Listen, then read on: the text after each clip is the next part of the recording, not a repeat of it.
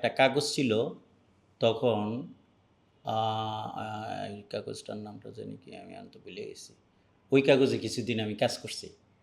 কাজ করার পরে আর আমি তখন ওই দিনকালের যেহেতু জেলা করেসপন্ডেন্ট ছিলাম, তো এই দিনকালে আসতাম বিভিন্ন ইয়ে-টিয়ে নিয়া। তারপরে দিনকাল থেকে পরে আমি এই এটা হইলো 94 এর দিকে আমি এই ইয়েতে যে নিউজ মিডিয়া নামে একটা ইয়া ছিল নঈম নিজামের। নঈম নিজামের এডিটর ছিল। একটা নিউজ সংস্থা ছিল। ওইটাতে কাজ করতাম।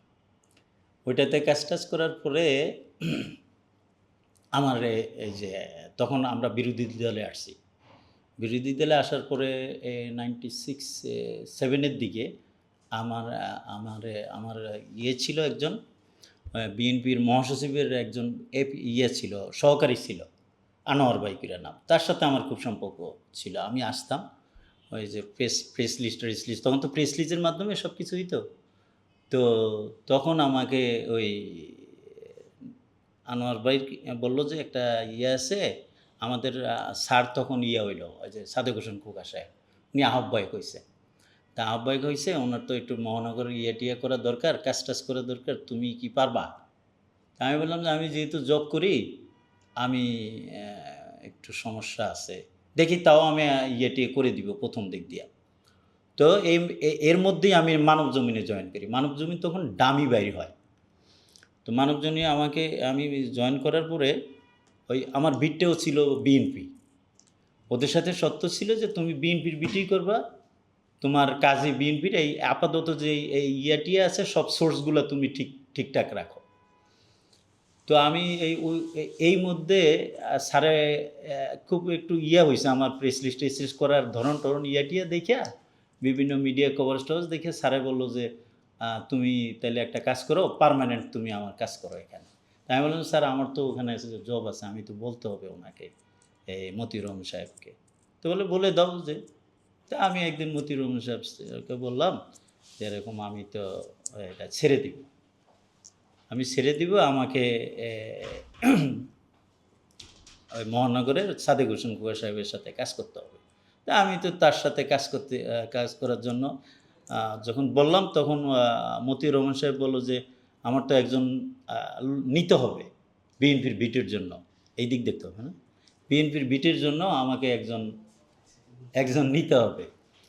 তা আপাতত ওই যতদিন না আমি লোক নিতে পারছি, কারণ তখন তো ডামি বের হচ্ছে। ওই যে এই ওয়াচ টাওয়ারটা বোধহয়। তো ওখান থেকে তো আমাকে তখন আমি ওই যে জাহিদ চৌধুরী এখন ওই আমার দেশে আছে। উনাকে তখন উনাকে বললাম। তো উনি বলল যে, "ঠিক আছে, আমি তাইলে আপনি বললে আমি যাবো।"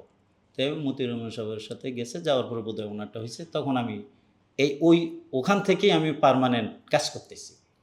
তো যখন আমি উনার সাথে কাজ করি, কাজ করার পরে প্রেস রিলিজ আমাদের উনি ওই যে বিভিন্ন জায়গায় যায়, যে রুগী দেখতে যায়, বিয়ের প্রোগ্রামে যায়। উনার তো পুরান ঢাকায় পুরা কাজ। আর মহানগর তো সারা মহানগর ধরে ওই মহানগরে আমরা কাজ-টাজ করি। এখন আমি কাজ করি কিন্তু ছবিগুলো আমরা দিতে পারতেছি না সব। তারপরে আমি চিন্তা করলাম নূর আলমের সাথে আবার আমার এমনি সম্পর্ক। যেহেতু প্রেস ক্লাবে আমরা সবাই আড্ডা-টাড্ডা দিতাম। পরে আমি নূর আলমরে বললাম যে, "এরকম স্যারের এখানে তুমি শুধু এই ছবিগুলা এটা তুমি দিবা, তুমি এই কাজটা নাও।" তো তাকে আমি নিলাম। নেওয়ার পরে এখন আমরা তো কাজ করি ধরো ও ছবি উঠায়, আমি তো প্রেস লিস্ট করি। তখনকার প্রেস লিস্ট তো হাতে লেখিয়া টাইপ করত। টাইপ কইরা ওই দলিল ছিল আমাদের পার্টি অফিসে।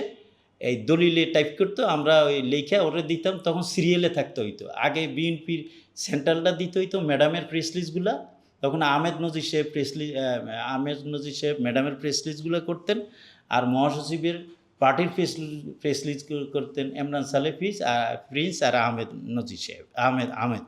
আহমেদ মুসা ভাই করতেন। তো এইভাবে আমরা করতাম। যেহেতু আমাদের মহানগর আমাদের কোনো ইয়ে-টিয়ে ছিল না, কম্পিউটার ছিল না, আমরা ওখান দিয়েই করতে হইতো। তো আমরা লাইনে থাকতে হইতো। ওখানে যুবদলের আছে, তারপরে অন্যান্য আছে। তো আমাদের লাইন থাকতে এইভাবে লিখে-টিখে প্রেস লিস্ট দিয়া এইভাবেই আমার সাথে মানে স্যারের সম্পর্ক। এরপর থেকে তো কন্টিনিউ আমরা ইয়ে করতেছিলাম। পুরা আন্দোলন আমাদের